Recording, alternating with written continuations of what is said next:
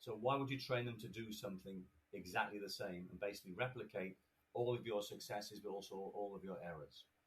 And so the idea of developing the unique joint value proposition is that if you can do something different, then automatically the partner will not be going to all of its customers offering what you offer.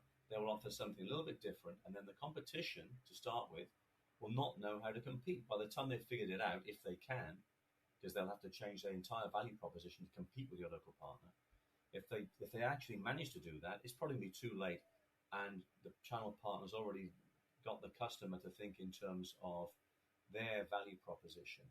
Do they have to have education? Do they have to have local support? Must the local support be in their local language? Which is very important, of course, in Europe where there's so many different languages.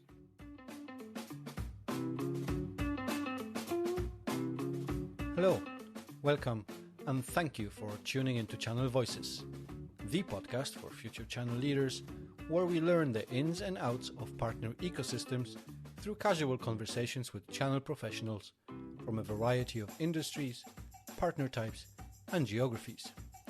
My name is Maciek, and I'm your host.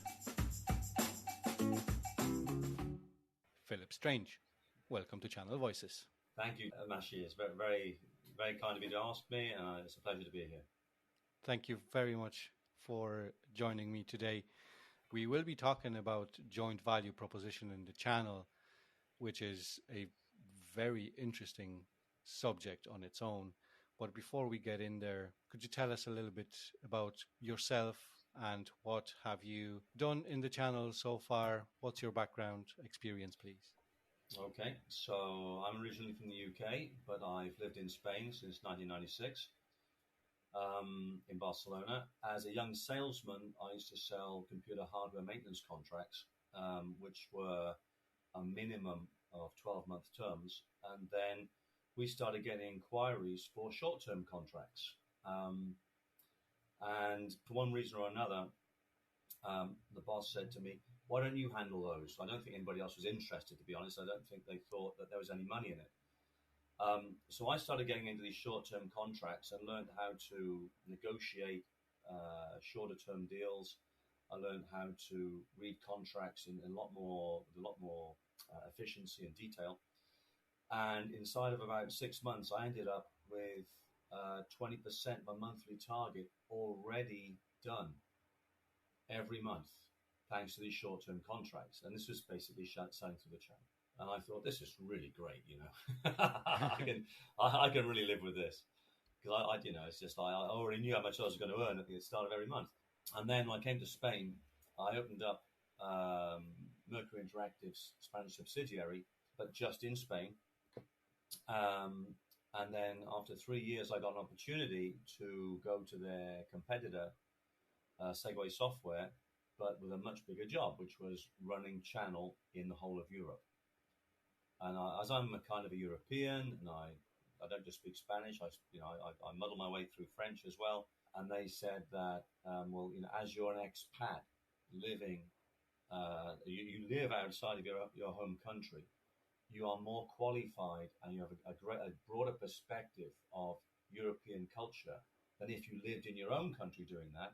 So we think you're better qualified to do this than someone who lives in their own country. You live outside your country. And so I took the job, and it all started there. I'm still in touch with a lot of my original resellers from Segway, and subsequently also from Gomez, from Keynote Systems, which was acquired by Dynatrace, from Verizon / Edgecast CDN, which was acquired by Limelight Networks. So I've managed European channel for those 4 companies. And then when I left Verizon, I took a little bit of a sideways step into digital marketing, but I'm a software guy. So I came back into software, and I designed a worldwide channel program for Alice Biometrics, and then I did it again recently for Ultimate Suite. And the great thing is all these relationships, all these management roles are different because the channels are different. Is it GSI? Is it an ISV play? Is it just pure reselling? You learn that the channel partners are not just interested in the margin. They're interested in the services they can build around it. And that's what gave birth to the idea of a unique joint value proposition. Excellent. Thank you very much. You've absolutely done quite a bit in the channel. You have experienced a lot of different partner types and different go-to-market strategies, and learned that yes, relationship building is of huge importance, and margin isn't everything for the partners, right? Yeah, just the 20 years, Mashi. Yeah, well, that spans quite a long time. As we get into the subject now of that unique joint value proposition, how would you define it from your experience and what you see happening in the market? Okay, so my definition of that is when the partner is able to offer something which they cannot offer without you, but you cannot offer that without them. It's totally unique to you two as a couple, right? And so this could be a specific type of professional service. It could be access to government contracts, because you can't get into those government contracts. You don't have security clearance. It has to be done on the paper of the partner, right? So is anything really which allows you to offer something different in the market. And the reason to do that is that if you think that when you train a channel partner to sell your offering, if you train them to do exactly what your salespeople do, then in their local market, the local competition or the regular competition of the vendor, they'll know exactly what the channel partner is going to say. So why would you train them to do something exactly the same and basically replicate all of your successes, but also all of your errors? And so the idea of developing the unique joint value proposition is that if you can do something different, then automatically the partner will not be going to all of its customers offering what you offer. They will offer something a little bit different, and then the competition, to start with, will not know how to compete. By the time they've figured it out, if they can, because they'll have to change their entire value proposition to compete with your local partner. If they actually manage to do that, it's probably going to be too late, and the channel partner's already got the customer to think in terms of their value proposition. You know, do they have to have education? Do they have to have local support? Must the local support be in their local language? Which is very important, of course, in Europe, where there's so many different languages. And so if you have a local channel partner who can support a customer, first of all, in their local language, that also forms part of the joint unique value proposition, right? But if they've got some kind of different combination of products, and they match those products with your offering, then automatically your regular competition worldwide won't be able to do anything about that, because they will then have to also offer those products, which could be of competing vendors to them, and they'll never be able to do that. So it helps the channel partner get to first base, and it eliminates competition. Perfect. But that comes with quite a few challenges as I think about it.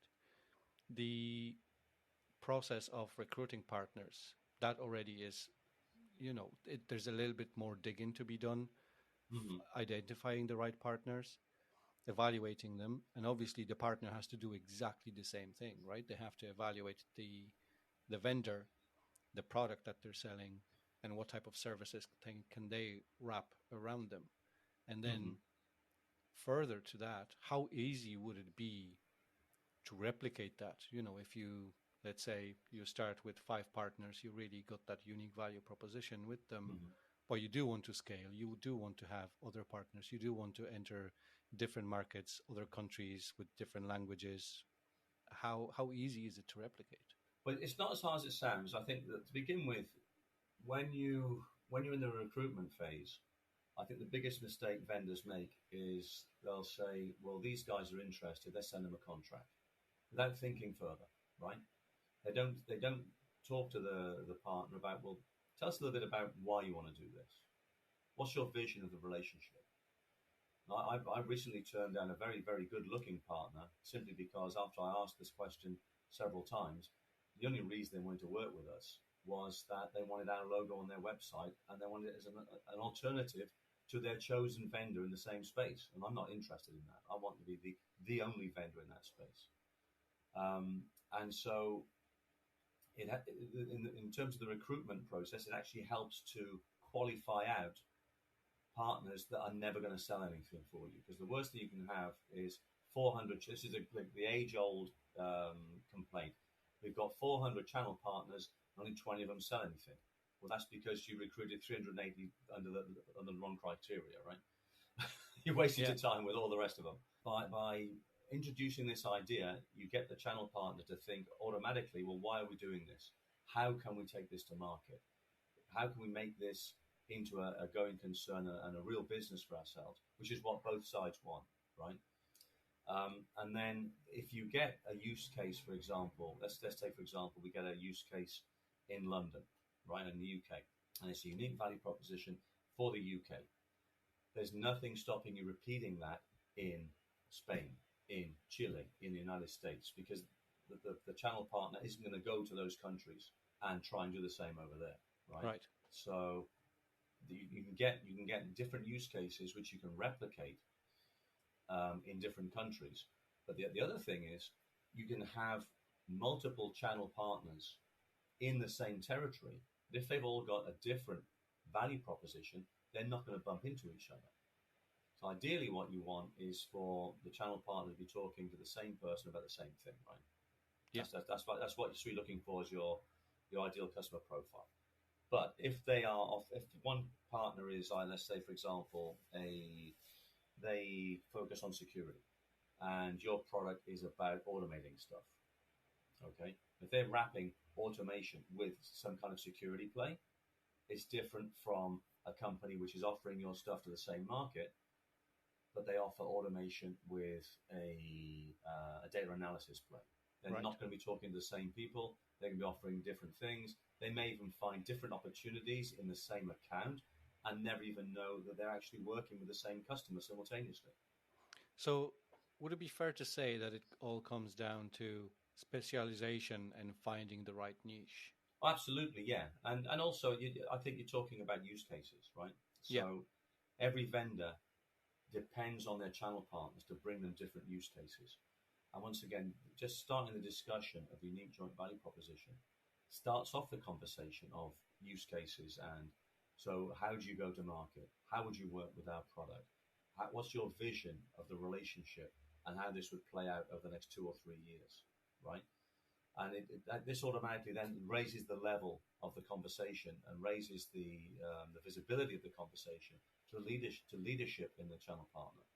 Because if you don't have the CEO involved in some way in this discussion, then who's behind this when things go wrong? Right. Yeah. And so it's this. If you think about any channel partner, let's forget about the big GSIs for the moment. If you think about a decent channel partner in a decent territory, they've got like 200 people, and they've got 10 or 12 salespeople. A company of 10 or 12 salespeople. How often do you think the CEO gets involved in strategic decisions? Right? There's only 10 guys selling, right? They may even report directly to him. And so he is absolutely, definitely the guy who is going to be in charge of the strategy. He's absolutely, definitely the guy across whose desk the piece of paper goes to say, right, these are the guys we're looking at to partner with. What do you think, right? If he doesn't have a vision of how that's going to work, then you're already wasting your time, right? And if he doesn't get involved, you're wasting your time. So just tabling the discussion raises the level of the conversation and solidifies the future relationship. And I suppose it does come down to, versus the maybe, I don't want to say legacy type of channel where it was all about, pushing boxes through the partners, right? Yeah. Or selling just licenses without any additional services or without that joint value proposition. But when it is unique, right, I suppose for the partner, it is that potential of growing together with the vendor, right? And that's what it's all about. They don't want to just, say, yeah, with this vendor, we do 10% of our turnover and we're happy with that. It's always about how do I use this unique relationship with this vendor to offer something to our customers that is going to help us grow as a company as well. That's right. And let's just think about the way the channel partner thinks, right?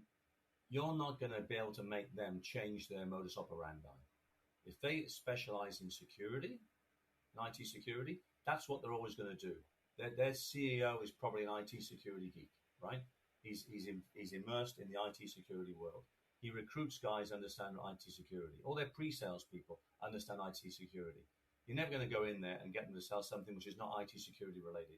So why not just take the smooth handle here and say, how can we wrap what we've got into your IT security play? Because that's what they're always going to do, right? Their customers are used to them talking about IT security. So if they can wrap your offering or wrap their IT security expertise around your offering, then you'll almost sell it by default just because they show up. And that'll make them happy. They're looking to grow via increasing the number of people in the company, increasing the number of consultants, increasing the pro-serve revenue. Can they get a margin? Yeah, sure they can. But, that's not going to be the be-all and end-all for them. What they want to do is make it sticky, get an extra guy onto that site, maybe have three people there, then they pick up more business. I mean, it's a win-win for everybody, and that's what channel partnerships are all about, right? Yeah.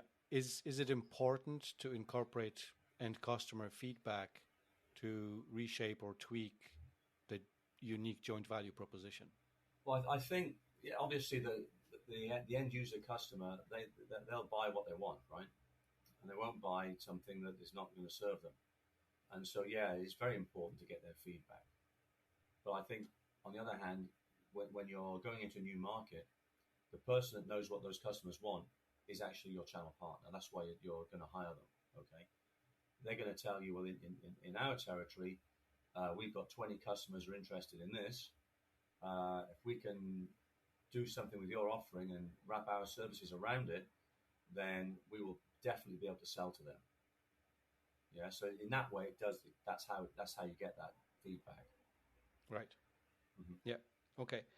And in terms of roadblocks that might appear during that journey with that partner, where we have, developed a unique joint value proposition, is there anything that is kind of consistent across the board, or is every partner different when it comes to those roadblocks? I'd say they're all different. I mean, you're talking about a unique joint value proposition, right? And any roadblock you get is going to be unique to that partner.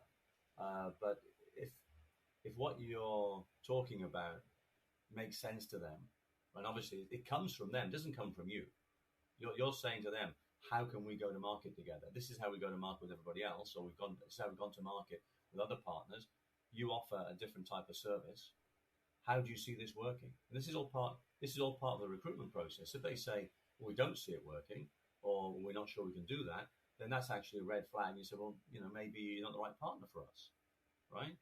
So you cross all these bridges in the early stages before you actually get to contract, so that you don't get that problem once you start off, right? Because this is all part of the recruitment process.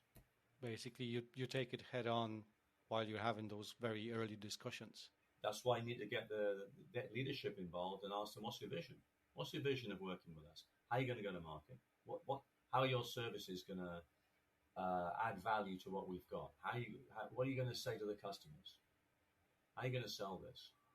Who do you normally talk to? All the usual questions. And then it comes out that they've got actually an idea to do something different, which differentiates them from you. Because really, if they're talking to the customer about a solution, the customer doesn't even need to know you exist, because they're signing the deal on the partner paper.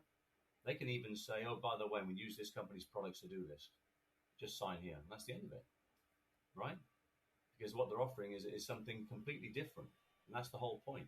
You can go under the radar and the competition doesn't even know you're in there, because your partner is talking about what they offer, not what you offer. And that's the whole point. They don't have to talk about you. This isn't hardware, right? We're not kind of matching specifications, and we don't have a checklist here, right? That's the whole point, to avoid having this checklist. Is, does it do this? Does it do that? Does it go as fast as the competition? You completely eliminate that conversation from the sales cycle, and it makes it much easier for the partner to sell.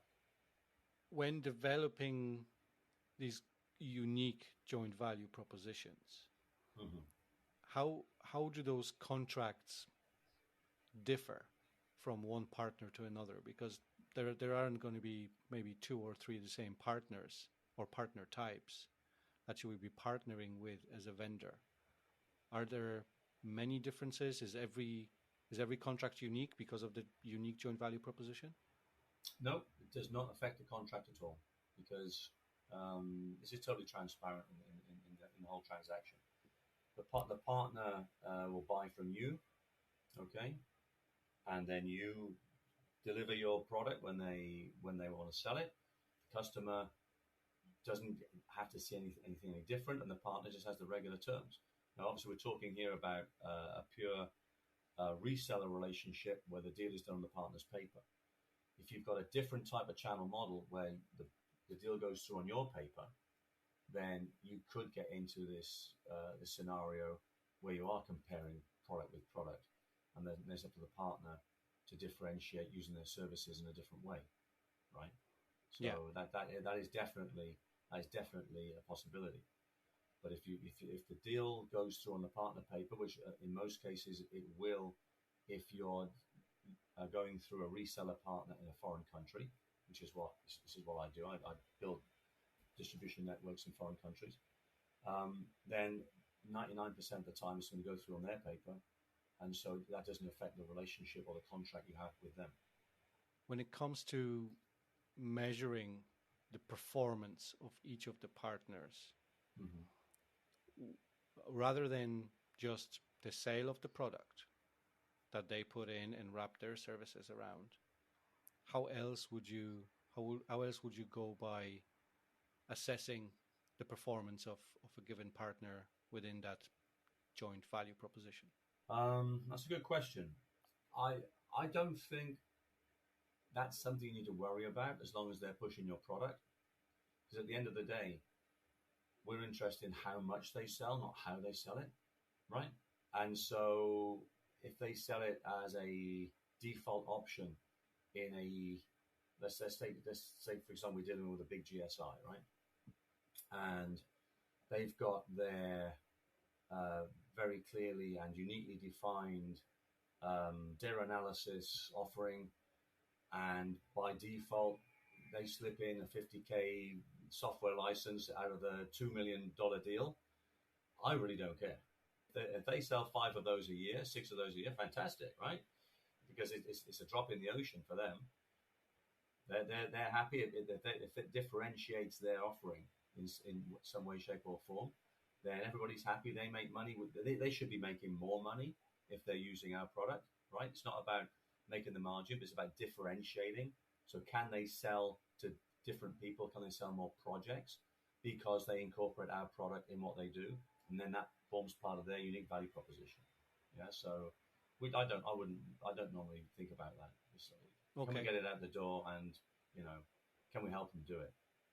So it would come down really to get to that stage where you as a vendor want to be that default product in their larger scale project. Absolutely. Yeah. Right. Yeah.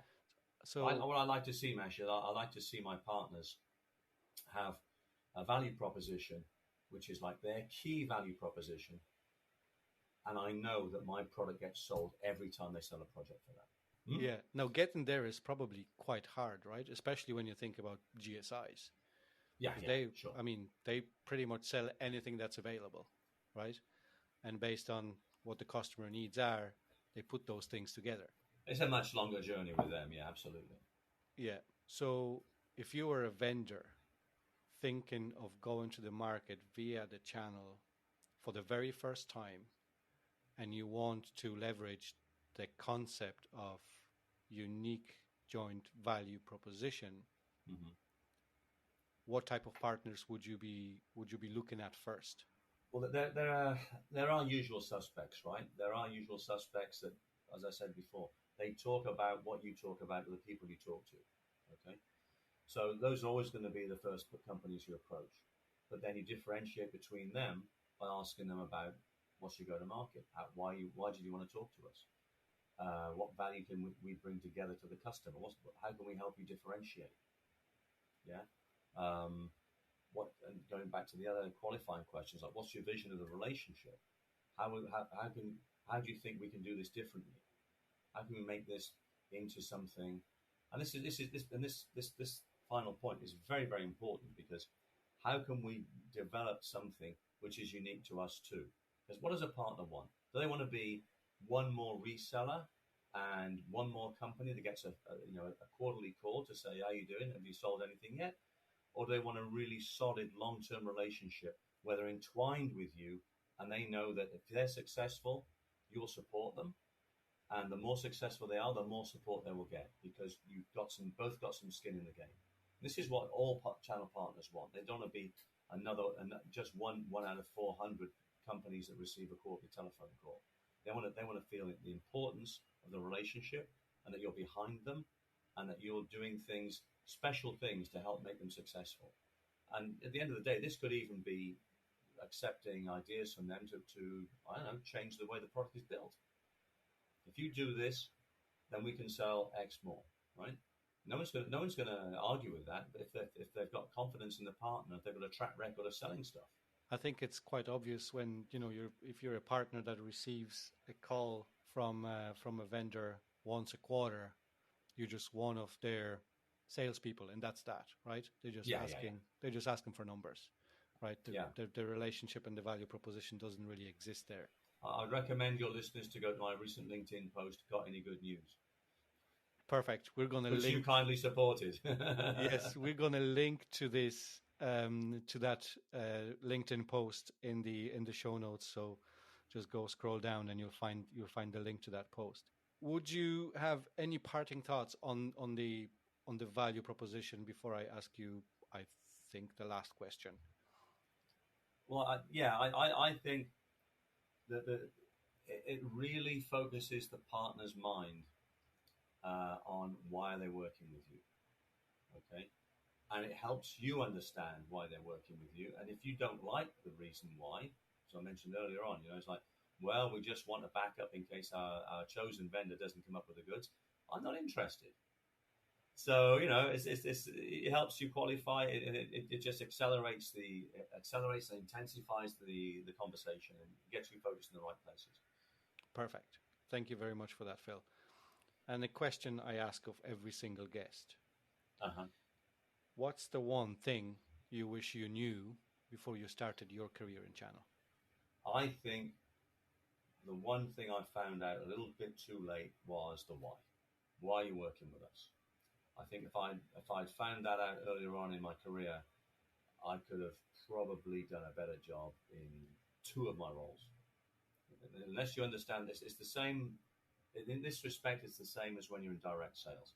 If you understand why the why, the absolute definitive why is the customer interested in what you've got, then you're halfway to the sale, right?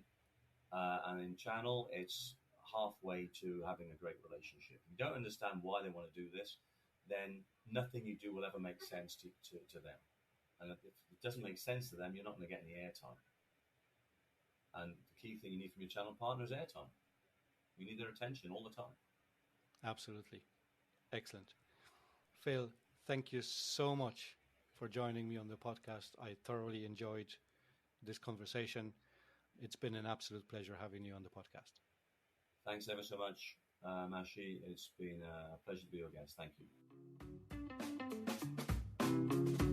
And that's a wrap for this episode. I do hope you found it valuable, and if you did, please make sure to subscribe and leave a review. You can also follow Channel Voices Podcast on LinkedIn, Twitter and Facebook, or just visit channelvoices.com where you can send me a message or leave a voicemail. All of the links are listed in the show notes, and once again, I appreciate you tuning in today. Until next time.